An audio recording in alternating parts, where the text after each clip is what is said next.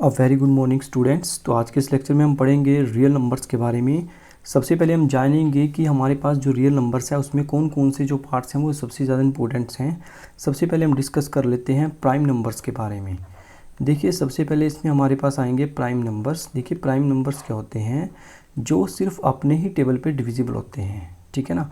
जैसे कि prime numbers हमारे पास जो स्टार्ट होते हैं वो हमारे पास होते हैं 2 से, यानी कि सबसे पहला प्राइम नंबर हमारे पास आता है 2, फिर हम लिखेंगे 3 को, फिर 4 तो हमारे पास नहीं आएगा क्योंकि 4 जो है वो 2 के टेबल पे आता है। फिर उसके बाद आएगा 5, फिर आएगा 7, फिर 9 भी नहीं आएगा तो 11, ऐसे ही 13 एंड सो ऑन। तो इस तरीके से ये नंबर्स होते हैं, इन्हें बोलते हैं हम प्राइम नंबर्स। ठीक है स्टूडेंट्स, तो हमें हमारे पास जो भी क्वेश्चन इस तरीके का आएगा, जैसे हम फर्स्ट एक्सरसाइज का क्वेश्चन करेंगे आज, एक्सरसाइज 1.1 के क्वेश्चंस करेंगे, तो उसमें आपको ये चीज़ पता होनी बहुत ज़रूरी है कि प्राइम नंबर्स क्या होते हैं और इनको किस फॉर्म में लिखा जा सकता है। जैसे फॉर एग्जांपल के लिए हम कोई भी नंबर ले लेते हैं। जैसे मेरे पास मैंने एक नंबर लिया 150। अगर मैं आपसे बोलूँ कि 150 को आपने एज ए प्राइम प्रोडक्ट के फॉर्म में लिखना है, तो आप इसको कैसे लिखेंगे? सबसे पहले आप 150 के फैक्टर्स बनाते हैं, ठीक है। सबसे पहले ये 2 पे जाएगा, तो हम कैसे करेंगे? 2 7 ज़ा 14 और 2 5 ज़ा 10। अब देखिए 7 और 5 कितने होते हैं? 12। तो ये हमारे पास 3 के टेबल पे जाएगा। देखिए 3 2 ज़ा 6 और 3 5 ज़ा 15, ठीक है। अब ये 25 है, 25 हमारे पास किसके टेबल पे जाता है? 5 के। 5 5 ज़ा 25 और 5 1 ज़ा 1, ठीक है स्टूडेंट्स। तो ये मेरे पास इस तरीके की एक नंबर्स आ जाते हैं। ये आपने छोटी क्लासेस में किया होगा, I think 5th 6th classes में इस तरह की चीज़ें आ जाती हैं कि जैसे हमें इस तरह का जो भी प्राइम फैक्टर्स हैं वो निकालने आ जाते हैं। तो अगर हम लिखेंगे 150 को, तो इसको कैसे लिखा जाएगा? पहले हम लिखेंगे 2 × 3। अब इसमें देखिए 5 हमारे पास कितने टाइम्स में है? 2 टाइम्स है, तो हम लिखेंगे 5 का स्क्वायर। तो इसको बोला जाता है प्राइम प्रोडक्ट की फॉर्म में, ठीक है, कि आपको जो नंबर दिया जाएगा वो आपको इस फॉर्म में लिखना पड़ेगा। क्लियर है स्टूडेंट्स? तो आई थिंक ये क्वेश्चन आपके बहुत ही अच्छे से समझ में आ गया होगा, ठीक है। चलिए अब हम चलते हैं एक्सरसाइज के क्वेश्चंस पे, डिस्कस कर लेते हैं आज का फर्स्ट क्वेश्चन और फिर उससे रिलेटेड जो भी क्वेश्चंस हमारे पास होंगे उन सभी को हम डिस्कस करेंगे। तो चलिए स्टार्ट कर लेते हैं आज का फर्स्ट क्वेश्चन। तो चलिए स्टूडेंट डिस्कस कर लेते हैं क्वेश्चन नंबर फर्स्ट, एक्सरसाइज 1.1 का। इसमें देखिए क्वेश्चन में हमारे पास बोला क्या गया है? Express each number as a product of its prime numbers. Prime factors की फॉर्म में हमें इन नंबर्स को लिखना है। तो देखिए फर्स्ट का फर्स्ट पार्ट करते हैं। सबसे पहले देखिए हमारे पास गिवन है 140।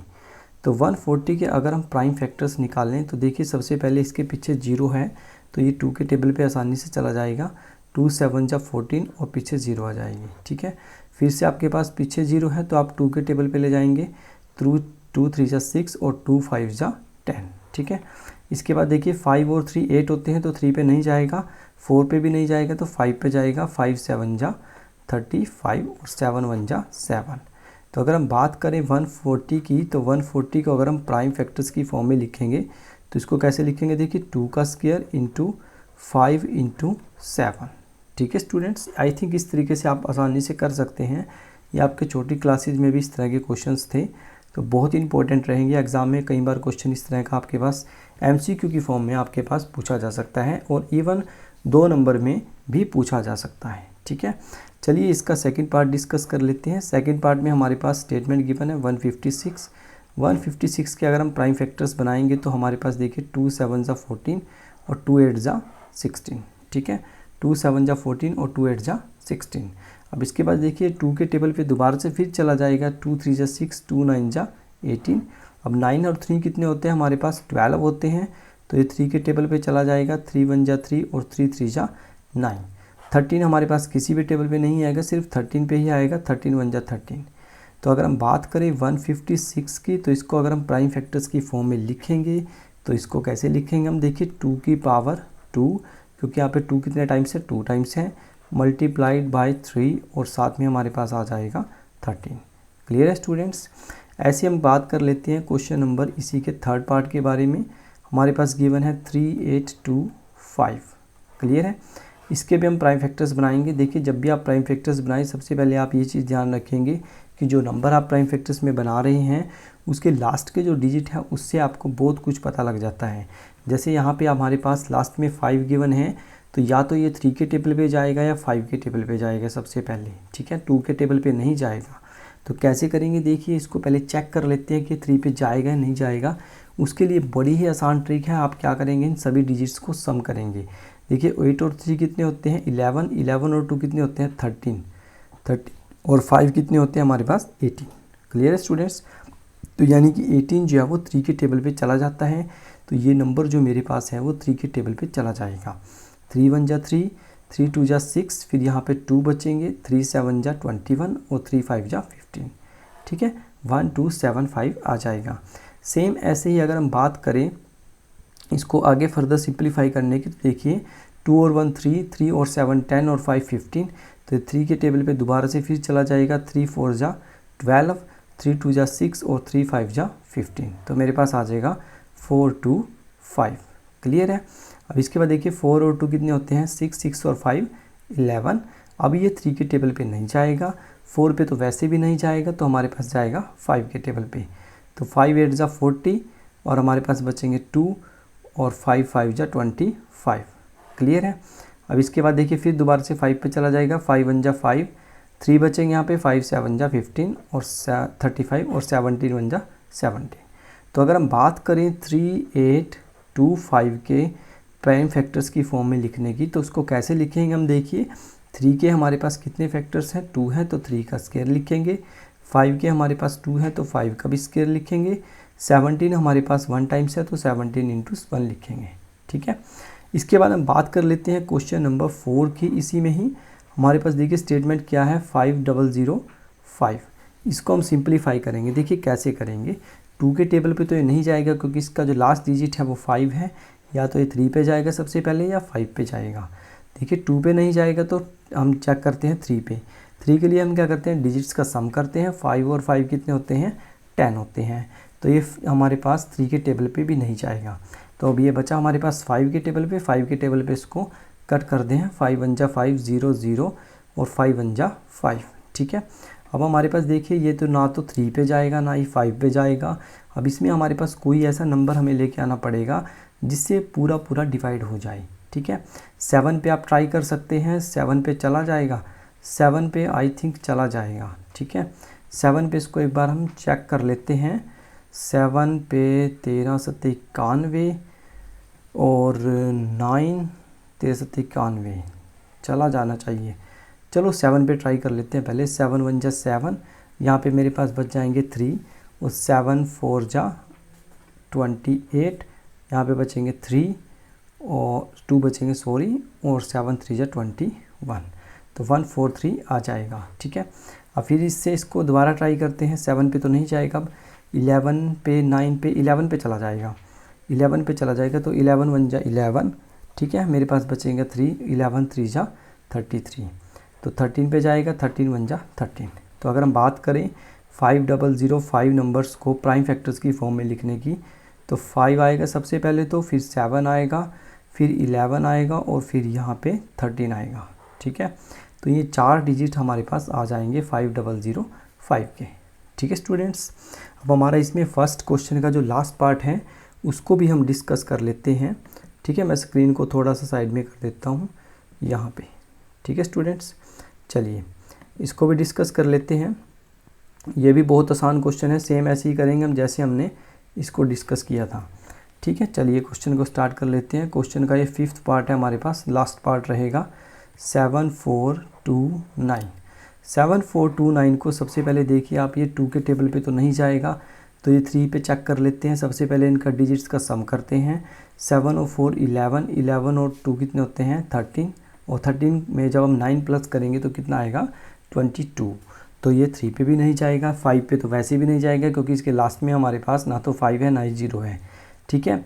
7 पे चेक कर लेते हैं। 7 1 जा 7 और 0 7 सी के 42, 7 पे भी नहीं जाएगा। 11 पे चेक करते हैं। 11 पे यहाँ पे 11 6 जा 66, 11 पे भी शायद ना ही जाएगा ये, ठीक है। इसके बाद हम बाकी आगे चेक कर लेते हैं कि ये किसी टेबल पे जाता है नहीं जाता है। तो लास्ट हमारे पास जाएगा देखो 17 पे, ठीक है। आप इसको चेक कर सकते हैं कैलकुलेशन वगैरह करके। ये सबसे पहले 17 के टेबल पे ही जाएगा, ठीक है। 17 वन जा 17। अगर इसको मैं पूरा फर्दर इसको अगर मैं डिवाइड करूं तो मेरे पास जो वैल्यू आएगी, देखिए 17 से अगर मैं इसको डिवाइड करके लिखूंगा तो मेरे पास आएगा 437। ठीक है, ये नंबर मेरे पास आ जाएगा। ठीक है, 17 के बाद फिर ये अब दोबारा 17 पे नहीं जाएगा, अब ये जाएगा 19 पे। 19 टू जा 36 और 19 3 जा 57। तो अब ये जाएगा 23 पे, 23 वन जा 23। ठीक है स्टूडेंट्स, तो इस तरीके से क्या है हम लिख लेंगे 7429 के जो प्राइम फैक्टर्स हैं वो क्या जाएंगे हमारे पास 17 इंटू 19 इंटू 23। जब भी आप प्राइम फैक्टर्स का क्वेश्चन करें तो कोशिश कीजिए आप कम से कम जो भी आपके पास टेबल्स हैं सबसे पहले 2 से स्टार्ट कीजिए, फिर 3 से स्टार्ट कीजिए, 5 से स्टार्ट कीजिए, फिर 9 से, फिर 11 से, फिर 13 से। ऐसे आपने प्राइम नंबर्स को बढ़ाते रहना है। ठीक है, अगर आप बड़े डिजिट पे जाएंगे तो आप देखेंगे प्राइम नंबर से आपके पास डायरेक्ट मिलते जाएंगे। जैसे इस क्वेश्चन में जो 5th पार्ट था उसमें देखिए हमने डायरेक्ट के बाद 17 के बाद डायरेक्ट 19 नंबर लिया है। ठीक है, 18 पे तो नहीं जाएगा क्योंकि नंबर हमारे पास इसके बाद जो भी आएंगे वो प्राइम फैक्टर्स की फॉर्म में ही आते हैं। ठीक है, तो सबसे पहले 17 पे जाएगा, फिर 19 पे जाएगा, फिर 23 पे जाएगा। ठीक है स्टूडेंट्स, तो इस तरीके से मेरे पास जो नंबर आ जाएंगे वो आ जाएंगे 17, 19 एंड 23। क्लियर है स्टूडेंट्स, तो ये था हमारे पास फर्स्ट क्वेश्चन। इसी तरह से हम बिल्कुल सेम ऐसे ही सेकंड क्वेश्चन को भी आज डिस्कस कर लेते हैं इसी लेक्चर में ही। तो चलिए स्टूडेंट्स स्टार्ट कर लेते हैं क्वेश्चन नंबर सेकंड एक्सरसाइज 1.1 का। देखिए सेकंड क्वेश्चन की स्टेटमेंट पढ़ लेते हैं। सबसे पहले स्टेटमेंट पढ़ने से पहले क्या करते हैं, मैं पेन का थोड़ा साइज़ छोटा कर लेता हूँ क्योंकि थोड़ा ज़्यादा मोटा लिखा जा रहा है तो उसमें फिर जो साइज़ है वो पेज का ज़्यादा रहता है। चलो, तो find the sum of LCM and HCF. हमें क्या निकालना है, एलसीएम और एचसीएफ निकालना है of the following pair of integers. हमें इंटीजर्स भी गिवन है, जैसे फर्स्ट पार्ट है, सेकंड पार्ट है, थर्ड पार्ट है। ठीक है, and also verify LCM into HCF जो है वो प्रोडक्ट ऑफ 2 नंबर्स होता है। ठीक है, तो ये एक फार्मूला हमारे पास है जो बहुत इंपॉर्टेंट है एग्जाम पॉइंट ऑफ व्यू से। देखिए सबसे पहले क्या करते हैं, हम एलसीएम और एचसीएफ निकालेंगे दोनों नंबर्स का। तो चलिए डिस्कस कर लेते हैं क्वेश्चन नंबर फर्स्ट क्वेश्चन में हमारे पास देखिए स्टेटमेंट क्या है, 26 और 91। 26 के सबसे पहले हम प्राइम फैक्टर्स बनाते हैं। 26 के प्राइम फैक्टर्स क्या बनेंगे, देखिए सबसे पहले 2 पे जाएगा, 2 1 जा 2, 2 3 जा 6, फिर 13 पे जाएगा, 13 1 जा 13। फिर 91 के फैक्टर्स बनाते हैं। 91 हमारे पास किसके टेबल पे जाएगा, 2 पे नहीं जाएगा, 3 पे नहीं जाएगा, 5 पे नहीं जाएगा, 7 पे आई थिंक चला जाएगा। 7 1 जा 7 और 7 3 जा 21 और 13 1 जा 13। तो हम बात करें, देखिए 26 के जो प्राइम फैक्टर्स हमारे पास आए हैं वो आए हैं 2 इंटू 13 और 91 के जो प्राइम फैक्टर्स आए हैं वो आए हैं 7 इंटू 13। ठीक है स्टूडेंट्स, तो एचसीएफ हमारे पास क्या होता है, देखिए एचसीएफ को बोलते हैं हाईएस्ट कॉमन फैक्टर। इन दोनों नंबर्स में सबसे ज़्यादा जो कॉमन फैक्टर्स है हमारे पास वो क्या है, सिर्फ 13 एक ऐसा नंबर है जो दोनों में आएगा। तो इस केस में हमारे पास जो एचसीएफ है वो कितना हो जाएगा, 13 हो जाएगा। सेम ऐसे अगर हम एलसीएम की बात करें तो एलसीएम आप कैसे लिखेंगे, देखिए जो एचसीएफ आता है उसको तो आपको लिखना ही लिखना पड़ता है। इसके अलावा जो 2 नंबर हमारे पास बच रहे हैं यानी कि 2 इंटू 7, इसको भी हम लिख लेते हैं। तो 13 इंटू 7 2 जा 14। फिर हमारे पास बचेगा 5, 13 कम 13 और 5 18 यानी कि 182। तो एचसीएम मेरे पास आया है 13 और एलसीएम मेरे पास आया है 182। इसको हम बोलते हैं एलसीएम। ठीक है स्टूडेंट्स, अब देखिए हमारे पास एचसीएफ और एलसीएम तो निकल गया है। इसके बाद हमें करना क्या था, हमें वेरीफाई करना था कि एलसीएम और एचसीएफ जो हैं वो इक्वल होते हैं प्रोडक्ट ऑफ 2 नंबर्स। ये एक प्रॉपर्टी होती है, इसको आपने याद रखना है, प्रोडक्ट ऑफ 2 नंबर्स, दोनों नंबर्स का प्रोडक्ट। ठीक है, एलसीएम और एचसीएफ की सबसे पहले मल्टीप्लाई करते हैं। देखिए 13 हमारे पास आया था एचसीएफ और एलसीएम कितना है 182। इन दोनों की मल्टीप्लाई करेंगे तो हमारे पास देखिए किसके इक्वल आना चाहिए, प्रोडक्ट ऑफ 2 नंबर्स का प्रोडक्ट यानी कि 26 इंटू 91। अब इनकी मल्टीप्लाई करते हैं, देखिए क्या आएगा, 13 दूनी 26, 2 13 ठीक 104 और 2 106, 10 13 कम 13 और 10 23 यानी कि मेरे पास आ जाएगा 2366। अब इधर हम चेक करेंगे तो 26 की मल्टीप्लाई 91 से करेंगे तो आई थिंक बिल्कुल सेम यही आएगा 2366। ठीक है, तो ये प्रॉपर्टी हमारे पास वेरीफाई हो जाती है कि जब भी हमारे पास कोई भी इस टाइप का क्वेश्चन आए जिसमें एचसीएफ एलसीएम पूछा गया हो तो आप उसको बड़ी आसानी से क्या है सॉल्व कर सकते हैं। आपने क्या करना है, सिर्फ इस फॉर्मूले का यूज़ करना है, LCM HCF is equal to product of numbers. ठीक है, तो इस साइड में भी मेरे पास 2366 आएगा, इस साइड में भी 2366 आएगा। ठीक है स्टूडेंट्स, आप इसके जो बाकी क्वेश्चन हैं वो भी ट्राई कर सकते हैं, बिल्कुल सेम ऐसे ही होंगे, कोई घबराने की ज़रूरत नहीं है, बहुत आसान है। ठीक है, सबसे पहले आप प्राइम फैक्टर्स बनाएंगे, प्राइम फैक्टर्स में सबसे पहले एचसीएफ निकाल लेंगे, जो एचसीएफ आएगा वो एलसीएम में एचडी लिखना है आपने। ठीक है, उसके अलावा जो नंबर्स बचेंगे हमारे पास उनकी मल्टीप्लाई कर देनी है। ठीक है, वो हमारा क्या हो जाएगा, एलसीएम हो जाएगा। क्लियर है स्टूडेंट्स? तो आज के लेक्चर में हमने सीख लिया है कि किस तरह से हमारे पास कोई भी नंबर इस तरह का आए जिसमें एचसीएफ और एलसीएम निकालने के लिए बोला जाए, या फिर आपको प्रोडक्ट वेरीफाई करने के लिए बोला जाए, प्रॉपर्टी वेरीफाई करने के लिए बोला जाए, तो आप आसानी से कर सकते हैं। ठीक है स्टूडेंट्स, तो एचसीएफ और एलसीएम के इस लेक्चर में हम एक बार फिर से मिलेंगे आपके पास एक नई वीडियो के साथ। तब तक के लिए आप पढ़ाई करते रहिए। All the very best.